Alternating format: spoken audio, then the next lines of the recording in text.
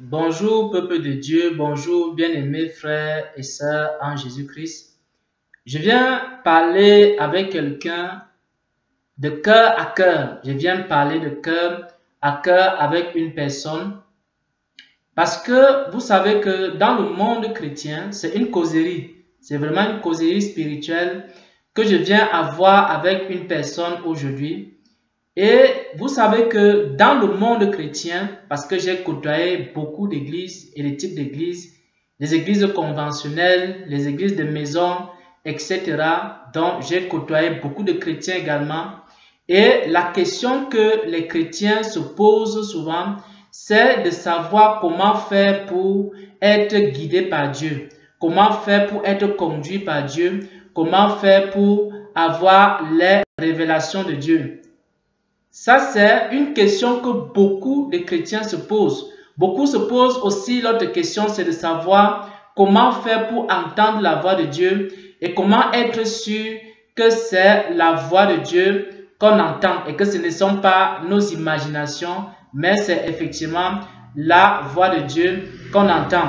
Comment concrètement un homme peut être conduit par Dieu? Bien aimé, ce qu'il faut savoir, c'est qu'il y en a même qui ne croient pas aux révélations. Dans certains milieux chrétiens, on ne croit même pas que Dieu parle. Parce que c'est comme si Dieu était un Dieu mort qui ne parle pas. Et qui n'a pas grand-chose à dire dans nos vies. Parce qu'il parlait aux prophètes, c'est vrai. Mais aujourd'hui, il ne parle pas. Pourtant, Dieu est un Dieu vivant. Donc, ce qu'il faut savoir, c'est que Dieu est un Dieu vivant. C'est un Dieu qui parle. Vous allez peut-être vous poser la question, frère Xavier. Chaque fois, il vient et dit, Dieu m'a dit ceci. Et puis un autre jour, il dit, Dieu m'a dit cela. Après, il dit que Dieu m'a conduit dans ceci. Après, il dit que Dieu m'a montré ceci. Après, il dit que Dieu m'a appelé à faire telle chose. Après, il dit, Dieu m'a donné tel son, Dieu m'a donné telle vision, il y a eu telle expérience surnaturelle. Dieu m'a parlé de telle manière, de telle autre manière. Bien aimé, ce que vous devez savoir, frères et sœurs, c'est que Dieu parle.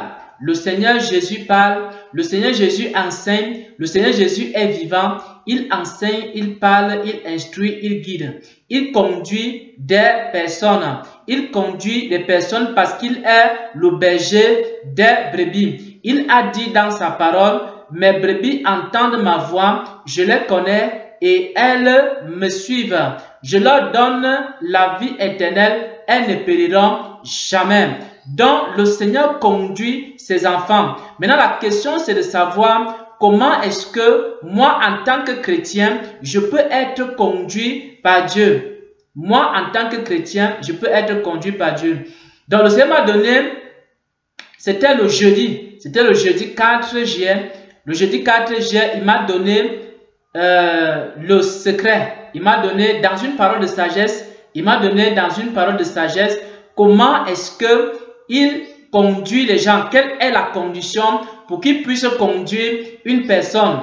Vous savez qu'il y a des personnes qui entendent clairement la voix de Dieu, il y a des personnes qui n'entendent pas très clairement la voix de Dieu, il y a des personnes qui entendent très clairement la voix de Dieu. Mais la question, c'est de savoir comment déjà être capable, même si ce n'est pas clairement la voix de Dieu, mais comment est-ce qu'on peut, quelle est la condition déjà pour commencer à entendre la voix de Dieu. Et c'est le jeudi 4 juillet 2019, alors que j'étais dans un bus, qu'il était en train de me parler, il était en train de m'expliquer un peu cette condition-là.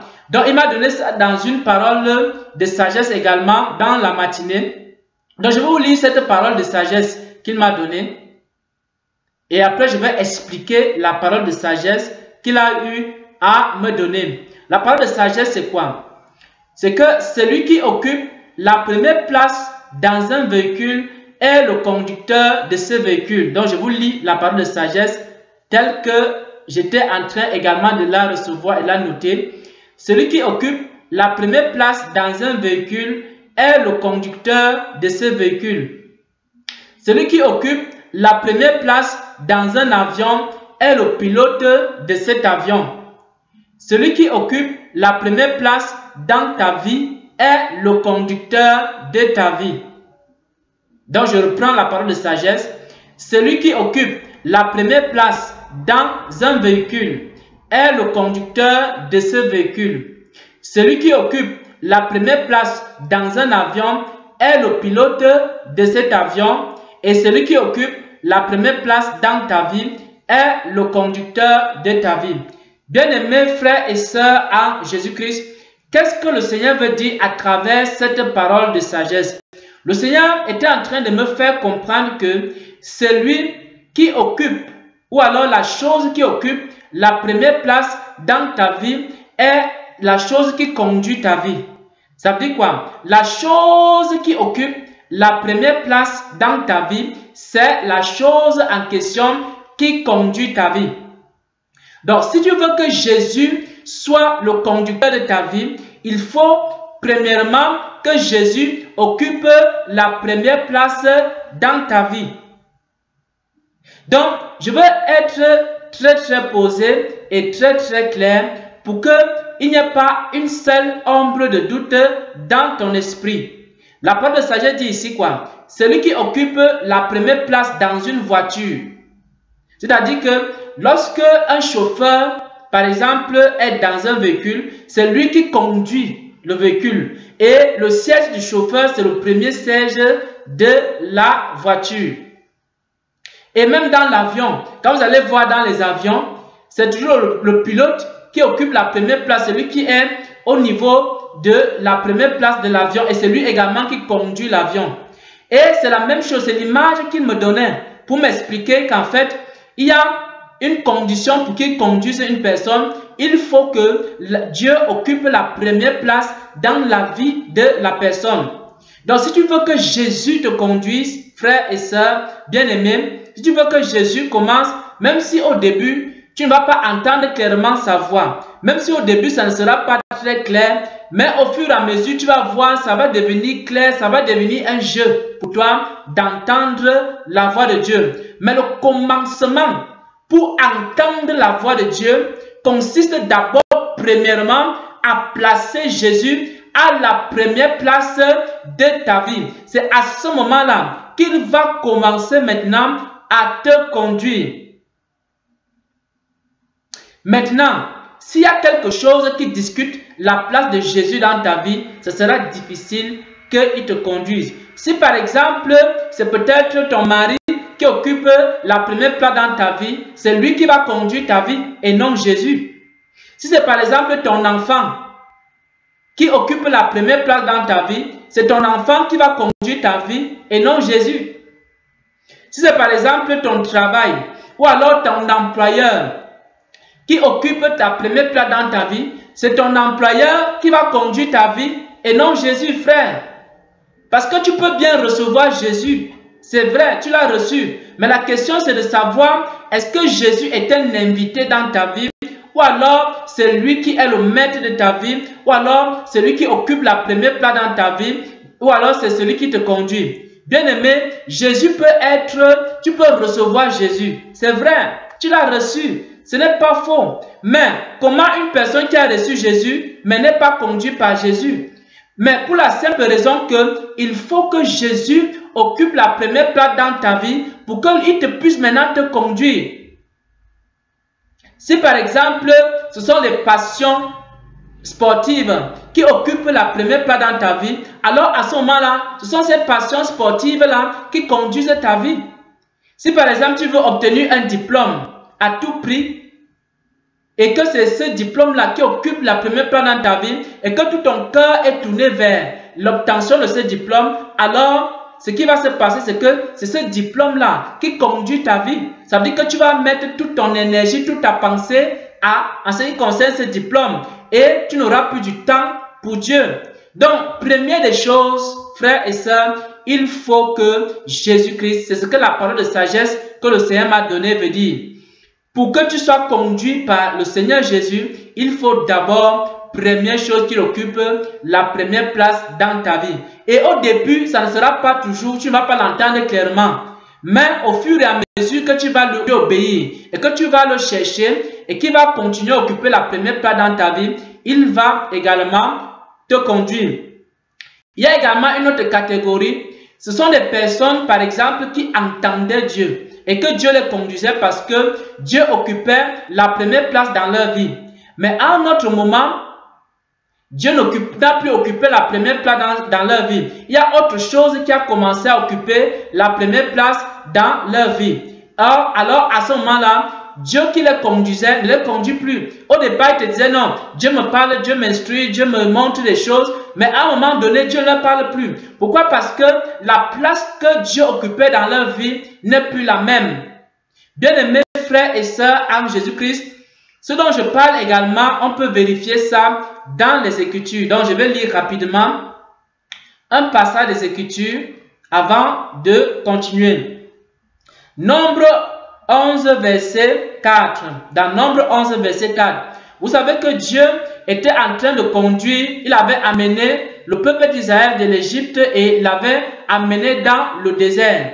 Et il conduisait le peuple d'Israël comme un troupeau à travers son serviteur Moïse. Mais les Juifs, ou alors le peuple d'Israël, ne voulait pas se laisser conduire par Dieu. Pourquoi? Parce qu'il y avait déjà quelque chose qui occupait la première place dans leur vie. C'est ce que nous allons voir dans Nombre 11 au verset 4. Le ramassis, Nombre 11 verset 4, le ramassis des gens qui se trouvaient au milieu d'Israël fut saisi de convoitise. Et même les enfants d'Israël recommencèrent à pleurer et à dire: qui nous donnera de la viande à manger? Dieu avait conduit son peuple d'Israël dans le désert pour donner au peuple d'Israël la véritable manne.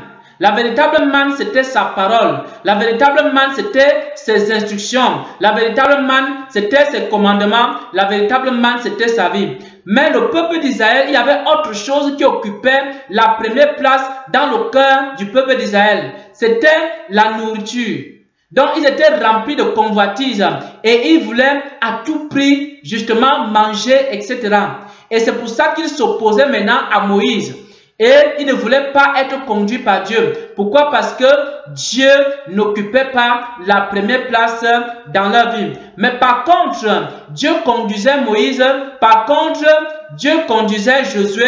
Par contre, Dieu conduisait Caleb. Pourquoi? Parce que Dieu occupait la première place dans la vie de ces personnes. Également, souvenez-vous dans Jean 6. Lorsque Jésus va multiplier le pain, il va donner à manger à la foule. Alors, la foule va venir vers Jésus, mais c'était à cause de la nourriture. Ce n'était pas à cause des paroles de Jésus-Christ. Alors, Jésus va leur dire que si quelqu'un ne mange pas ma chair et il ne boit pas mon sang, il n'héritera pas le royaume des cieux. Alors, les disciples, certaines personnes qui le suivaient, commence à poser la question, mais cette parole est Dieu qui peut la supporter. Et Jésus va commencer à expliquer qu'en fait, ces gens sont en train de le suivre, non pas à cause des miracles, non pas à cause de la parole, mais à cause de la nourriture. Pourquoi? Parce que c'est ça qui occupait la première place dans leur vie. Bien aimé, le secret, et le Seigneur m'a rappelé ça, le 4 juillet, le jeudi 4 juillet 2019, il me rappelait ça, il m'a montré ça dans une image. Les images, une parole de sagesse. Dans cette parole de sagesse, l'image qu'il m'a donnée, c'est une parole de sagesse. Dans cette parole de sagesse, il me donnait l'image d'un chauffeur dans un véhicule. Il me donnait également l'image d'un pilote dans un avion. Il me disait que pour qu'il te conduise, il faut qu'il soit un peu le chauffeur de ton véhicule. Il faut qu'il soit le pilote de ton avion. Donc ta vie est comme un véhicule. Mais il faut que Jésus occupe la première place de ta vie. Ta vie également est comme un avion. Il faut que Jésus soit le pilote de ton avion. C'est-à-dire qu'il occupe la première place de ton avion, de ta vie, pour qu'il puisse te conduire. Voilà, bien-aimés frères et sœurs, en Jésus-Christ, cette petite causerie que j'aimerais avoir avec vous.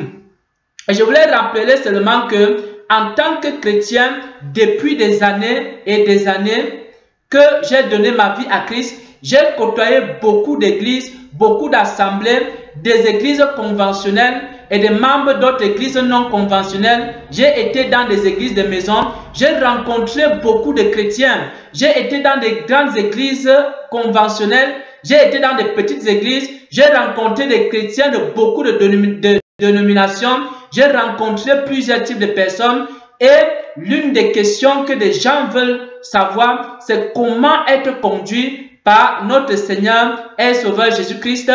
Mais la clé ici, c'est ce que je voulais vous partager avec vous. C'est la question que les chrétiens se posent. C'est comment avoir les révélations de Dieu. C'est comment avoir les instructions de Dieu. C'est comment être guidé par le berger qui est notre Seigneur et Sauveur Jésus-Christ. Et la clé se trouve également dans le fait qu'il faut mettre Jésus à la première place dans sa vie. Et souvenez-vous également de ces paroles de notre Seigneur et Sauveur Jésus-Christ qui a dit: si quelqu'un veut venir après moi, qu'il renonce à lui-même, qu'il se charge de sa croix et qu'il me suive. Et souvenez-vous également de l'homme riche qui n'a pas pu suivre Jésus parce que Jésus lui a dit: va vendre tout ce que tu possèdes et tu auras un trésor dans le royaume des cieux et suis-moi. Mais l'homme riche est parti, n'a pas suivi Jésus. Pourquoi? Parce que c'est la richesse là, c'est cet argent là qui occupait la première place dans la vie de cet homme. Et c'est pourquoi cet homme ne pouvait pas être conduit par Jésus, frères et sœurs. L'homme riche n'a pas pu suivre Jésus parce que Jésus n'occupait pas la première place dans sa vie. Certainement, il aimait Jésus. Parce que tu peux aimer Jésus, il y a une différence entre aimer Jésus et que Jésus occupe la première place dans ta vie. Certainement, cet homme riche aimait Jésus, mais il ne pouvait pas suivre Jésus parce qu'il n'avait pas placé Jésus à la première place devant les richesses. Ce qui occupait la première place dans sa vie, c'était ses richesses. C'était les richesses qu'il avait. Et la Bible dit qu'il avait de nombreuses richesses. Et c'est pourquoi il a refusé de suivre Jésus à cause de ses richesses. Donc, bien aimés frères et sœurs, il faut absolument que Jésus-Christ occupe la première place dans ta vie. Alors, petit à petit, il va commencer à te conduire. Voilà donc, bien aimé, le secret et la petite parole de sagesse que j'aimerais partager avec le peuple de Dieu. Voilà la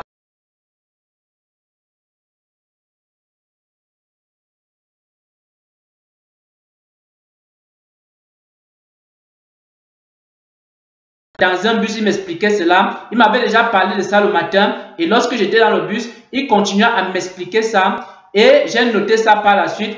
La condition pour qu'il puisse être ton conducteur, il faut à tout prix qu'il occupe d'abord la première place dans ta vie. Au nom de Jésus-Christ. Amen.